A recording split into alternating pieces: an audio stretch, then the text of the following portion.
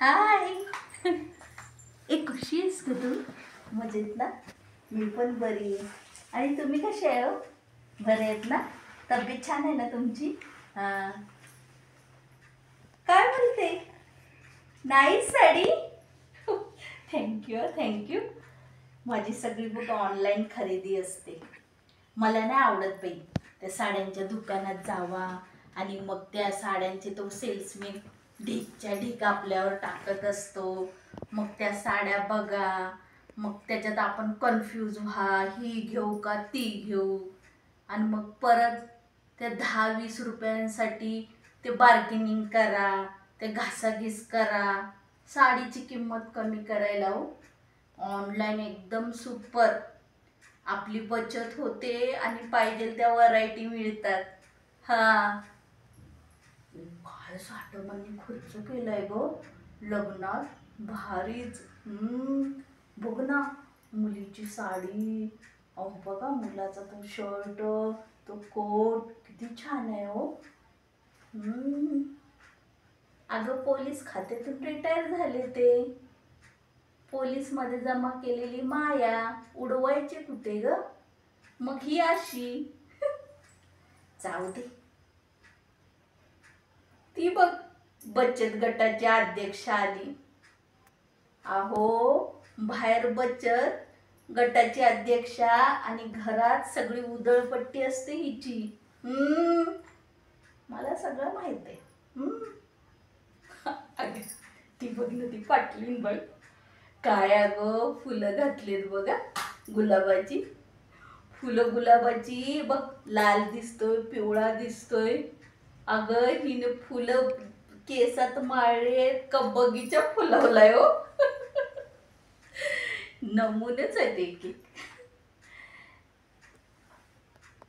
ए, कोणाला सांगू नका. हा सातामांचा मुलगा आहे ना, खरं आहे हा, ह्याला ही पसंत नव्हती. अगं हा लग्नाला तयार नव्हता.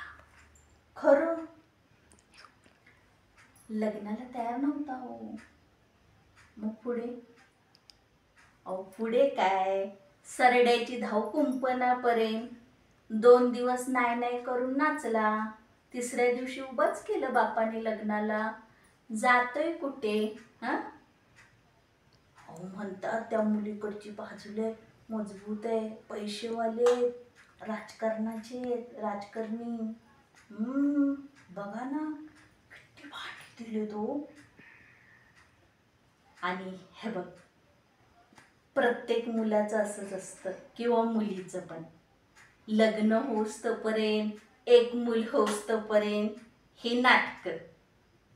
एक मूल झालं की बायकोला आपला नवरा आवडायला लागतो आणि नवऱ्याला आपली बायको आवडायला लागते.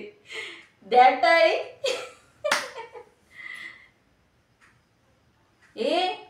मी माझ्या अनुभवावरून सांगत नाही हा. माझ्या नवऱ्याला मी पहिल्यापासून आवडते. माझा नवरा मला ललो ललो म्हणून आवाज देतो. ललो माहित नाही तुला? अगं करिश्मा कपूर. माझा नवरा मला म्हणतो तू करिश्मा कपूर सारखी हसते. आणि मला म्हणते, अगं कशाची लगबग चालू झाली हो? जेवणाचं सेक्शन ओपन झालं? चला जेवायला, चला जेवायला. अगं हावरं म्हणू दे नाही तर काय पण म्हणू दे. तुम्हाला माहितीये का, मागच्या आम्ही एका लग्नात गेलो होतो. अरे काय सांगायचं, आम्ही पण असंच कुठे त्या जेवण पुढे माणसं जेवतायत आणि मागे आपण खुर्च्या धरून उभं राहायचो. म्हणून आम्ही आपली वाट बघत थांबलो. आणि अहो काय सांगायचं तुम्हाला, पनीरची भाजी संपली, गुलाबजामुन संपलं, पापड पण संपत आले होते. आणि मग आपण हे जे पाकिट टाकतो पैशाचं ते वाया जातं ना. खरं आहे की खोटं आहे? खरं आहे की खोटं आहे?